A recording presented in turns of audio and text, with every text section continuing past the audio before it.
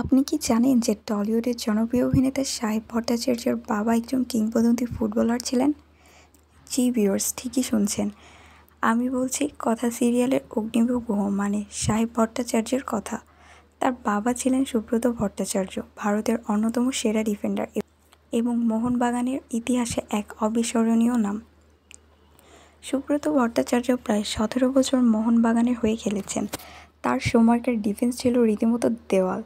জাতীয় দলেও ছিলেন গুরুত্বপূর্ণ সদস্য। কেবল খেলোয়াড় নন তিনি কোচ হিসেবেও নজর কাড়েন।